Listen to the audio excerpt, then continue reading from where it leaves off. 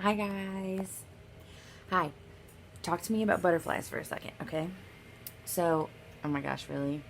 I don't know if you can hear that. As soon as I turned it on, someone's leaf blowing like right outside my window. Anyways, I want to talk to you guys.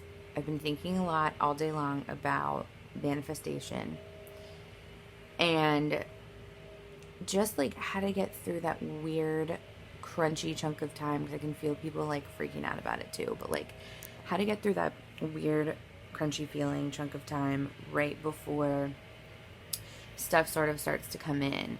And I think I've talked in another video about like comparing it to like farming when you're waiting for not things to grow because that's a different type of waiting, but like when you're waiting for something to like bear fruit, to like really like that cliche phrase of the fruits of your labor, like no, like what I've been working for, or I'm waiting for everything to feel differently, or I'm waiting for the exterior part of my world to match like the vibration that I can feel that I'm holding. Like I've changed myself so much, but this stuff out here is not matching because there's this weird sliver of time that like if you have been really honing your vibration and paying attention, truly does not feel very good because it's just the awkward little skip. It's kind of like when you're doing the monkey bars, like the part between where you're just like midair. Like in the scheme of things, it's like a split second. Like you will probably, for the rest of your life, not even remember this weird chunk, like crunchy chunk of time that you're feeling frustrated or annoyed.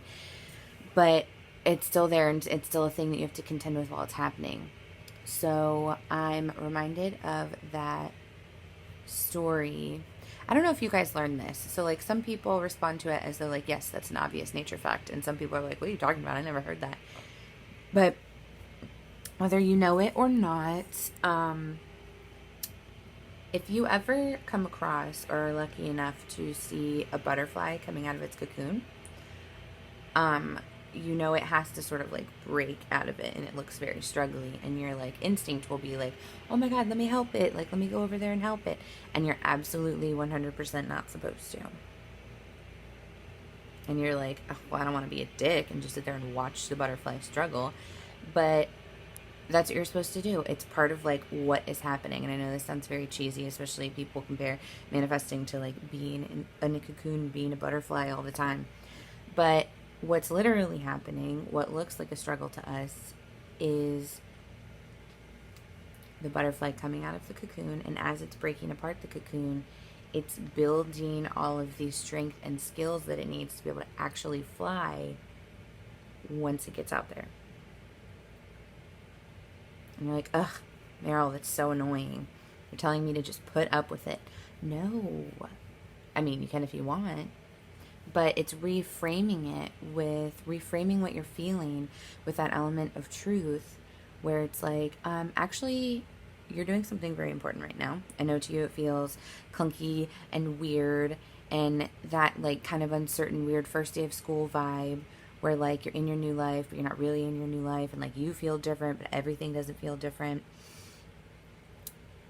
What you are actually going through, if you back all the way up from it in the similar way of like the caterpillar story, is you're going through your new life boot camp. Straight up. You have to be able to handle it once it freaking gets here. You have to be able to like walk in that world that you manifested. And if you don't go through and push through and challenge yourself in this clunky period to continue showing up, to not wake up and be like, oh, well, it didn't even work. Like me changing everything and doing all that work and doing all that healing didn't even work. So I'm just going to go smoke a pack of cigarettes and be pissed off. You can if you want. Fuck it. Do it. Do it. That's what feels right. That's what feels right. It's part of your healing journey, part of your human journey. It doesn't matter. But I offer you the opportunity to marinate on the idea that this is all part of it. That you feeling that clunky feeling, that you feeling not at ease in your environment that doesn't match how you feel vibrationally, that is all on purpose, that is part of it, that is you adjusting, that by you continuing to walk in the way that you have shifted yourself and feel really good walking, that everything else will start to match. But for it to start to match, it's very helpful if you keep showing up that way. Like the little butterfly.